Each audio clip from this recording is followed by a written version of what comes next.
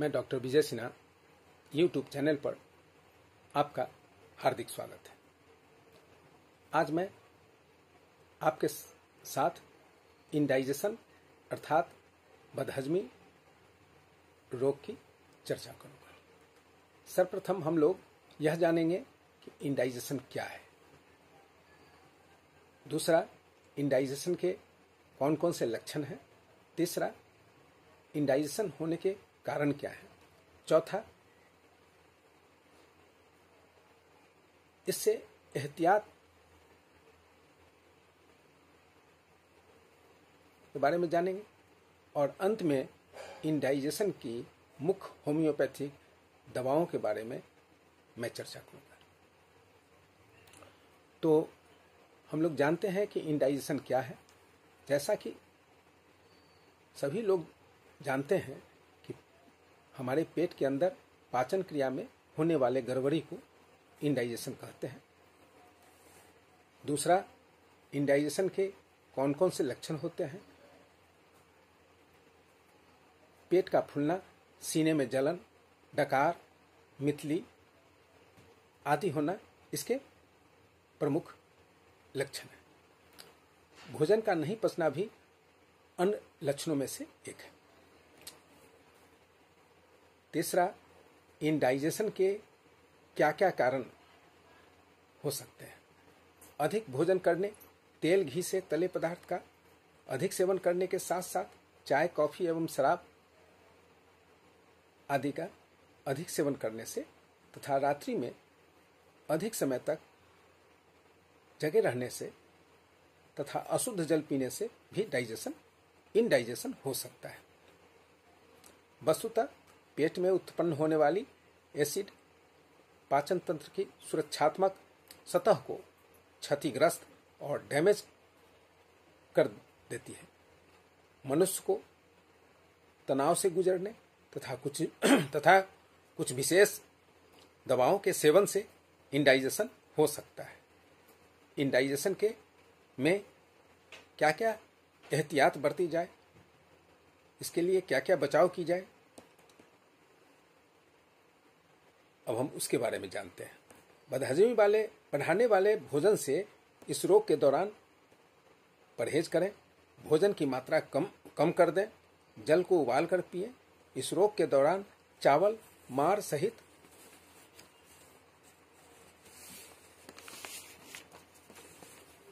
भोजन में लेने के साथ साथ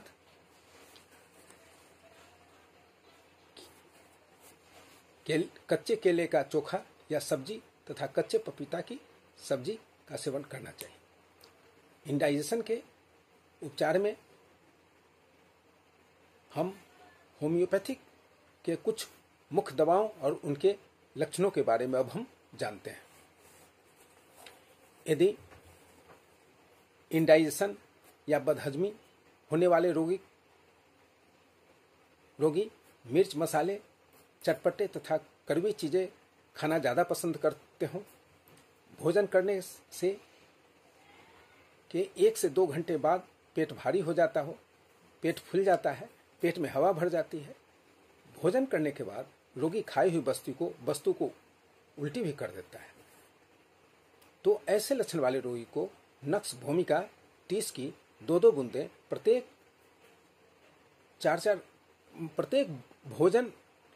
प्रत्येक भोजन के आधे घंटे के बाद लेनी चाहिए। यदि रोगी को मांस, मछली, पूरी, पुआ, तेल या घी की बनी चीजें खाने के बाद इंडाइजेशन या बदहजमी हो, खाने के बाद में पेट में बोझ जैसा लगता हो, पेट में दर्द हो, जलन होता हो, भोजन करने के घंटों बाद कड़वी डकार हुआ करती है, मुंह के भीतर खट्टा पानी आने लगता है, कै दस्त और पेट में दर्द होता है, तो ऐसे लक्षण वाले रोगी को पल्साटीला 30 की 2-2 बूंदें प्रत्येक 4-4 घंटे पर लेने की सलाह देते हैं।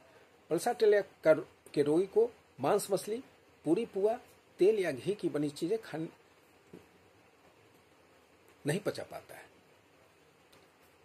और इसीलिए इसके खाने के बाद इसे ऐसे रोगी को इंडाइजेशन हो जाता है। अब यदि किसी इंडाइजेशन वाले रोगी को भूख बार बार लगती हो, अनपच वाले डकार आते हों, भारी भोज पदार्थ, हलवा, परोठा, खट्टी मीठी चीजें, रोटी, पेस्ट्री आदि खाने से रोगी का पेट खराब हो गया हो, लेकिन यदि वैसे रोगी को कि जीभ के ऊपर उजली परत की मैल जमी हुई रहती हो, तो ऐसे रोगी को एंटीम क्रूड 30 की 2-2 बूंदें प्रत्येक 4-4 घंटे पर रोग से मुक्ति तक लेने की सलाह देनी चाहिए।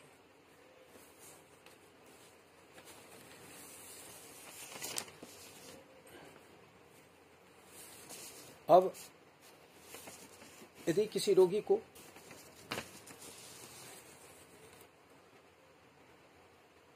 भोजन लेने के 1 घंटा के बाद पेट में भोजन पचने के बजाय भोजन सड़ने लगता है, पेट का ऊपरी हिस्सा फूल जाता है, नाभि से ऊपर का हिस्सा फूल जाता है, पेट हवा से भर जाता है, हवा निकलने या डकार से राहत मिलती है, तो ऐसे रोगी को कार्बोवेज 30 की 2-2 बूंदें प्रत्येक 4-4 घंटे पर रोग से मुक्ति मिलने तक लेने की सलाह देनी चाहिए। यदि किसी रोगी को बड़े जोर की भूख लगती है, लेकिन 2-4 कौर खाने के बाद ही उसे लगता है कि उसका पेट भर गया,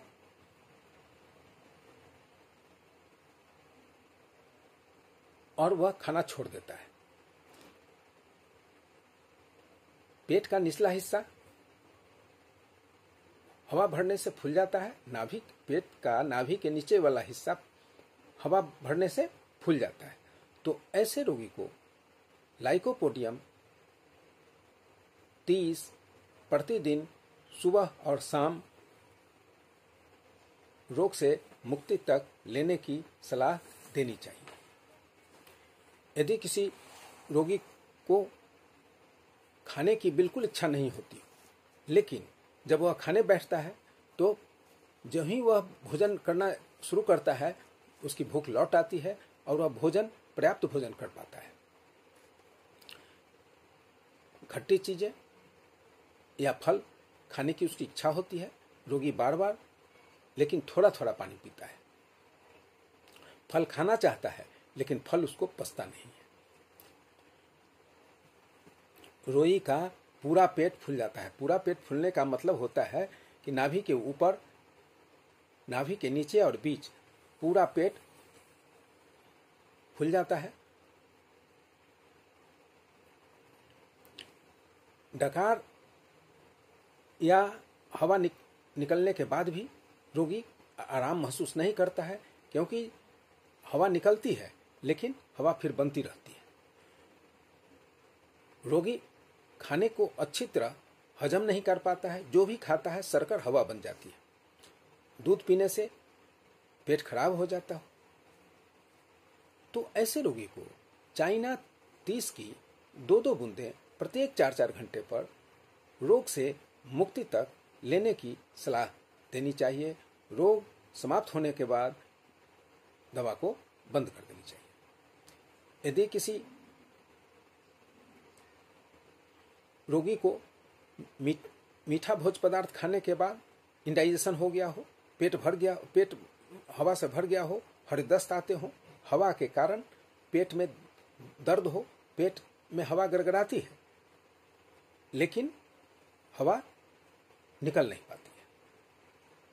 आइसक्रीम खाने से भी यदि पेट में दर्द हो तो ऐसे रोगी को आर्जेंटम नाइट्रिकम 30 की 2-2 बूंद प्रत्येक 4-4 घंटे पर तब तक लेने की सलाह देनी चाहिए जब तक कि रोगी रोग से मुक्त न हो जाए।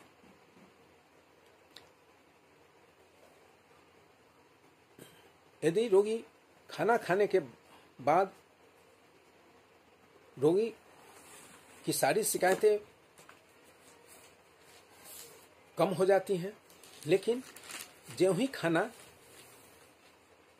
थोड़ी देर के बाद जब खाना पच जाता है और पेट खाली हो जाता है, तब पुनः पेट में दर्द और सभी लक्षण बढ़ जाते हों, तो ऐसे रोगी को एनाकार्डियम 30 की 2-2 बूंदें प्रत्येक 4-4 घंटे पर लेने, रोग से मुक्ति तक लेने की सलाह देनी चाहिए। परंतु किसी भी दवा का प्रयोग बिना किसी होम्योपैथिक चिकित्सक के सलाह के नहीं करें। यदि यह वीडियो आपको अच्छा लगा हो तो नीचे दिए गए लाइक बटन दबा देंगे। जनहित में अधिक से अधिक इस वीडियो को शेयर करेंगे। यदि आपने अभी तक हमारे इस चैनल को सब्सक्राइब नहीं किया है तो नीचे दिए गए सब्सक्राइब बटन दबा देंगे और बेल बटन दबाना नहीं भूलेंगे। यदि यह वीडियो आपको अच्छा लगा हो या जैसा जो भी लगा हो, उसको आप कमेंट बॉक्स में जाकर लिखें कि यह वीडियो आपको कैसा लगा।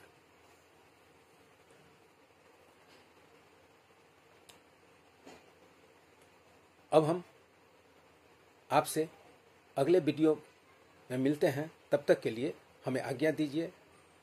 धन्यवाद। जय भारत।